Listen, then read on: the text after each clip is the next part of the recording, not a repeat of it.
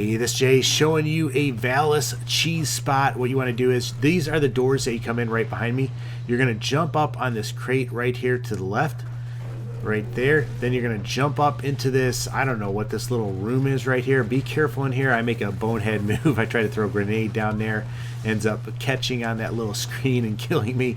But from this crate then, you see these pipes over here to my right. You want to jump up on top of them. Be careful you don't hit the ceiling, but jump up on the top right in this area. Just kind of wedge yourself in there, and then you're just going to pop down onto these pipes or whatever these things are. But this is a nice cheese spot. You also have the one up on the lights in the middle of the map. If you don't know how to get there, watch this video and I show you an easy way to get up there. And I think that is probably my favorite spot, but this one isn't too shabby. Now, once you're up here, it's really hard to fall down, so don't worry about going away or anything like falling off the edge, because there are some barriers there. But once you're here, as you can see, you're going to find a lot of little nooks and crannies to actually shoot this guy's head, and it won't take you that long to take him down. Now, you do have to be careful. He can damage you up here, but if you have another person up here, just have one person kind of hold back just so both of you guys don't die at the same time, and you can pick each other up. But we've actually got 3 doing this, and I think this is actually where Scoot ends up getting killed.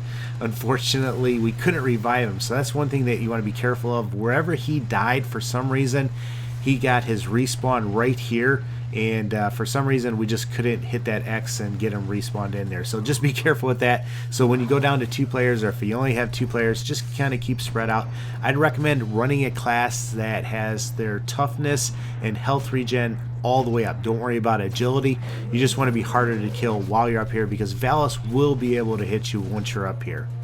Now, as far as weapons, I'd of course recommend an icebreaker. You can really pop him in the face, get a lot of good shots on him, and its ability to regen ammo just makes it a no-brainer. Towards the end, I really just got sick of Valus. He is such a bullet sponge. I can't wait for them to actually reduce his health by 1/3 like they said they're going to do. I'm really looking forward to that, but I just ended up pulling out my G-Horn, and we finished them off that way. So that's it, though.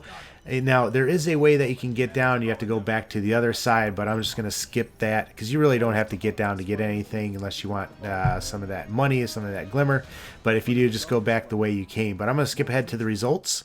I thought this was actually pretty fitting and pretty typical for Destiny. I got the least amount of kills, and I'm the one that got the exotic.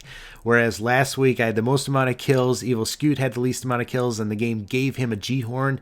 And that was the game that he ended up betraying me in that. If you didn't watch that video, make sure you check it out, because it's a pretty good story. But yeah, pretty typical of Destiny to give the person with the least amount of kills an exotic. But big thank you to Evil Scoot for showing me this spot. And I wanted to say a special thank you to Lone Ranger. He's heading back to the military from his break.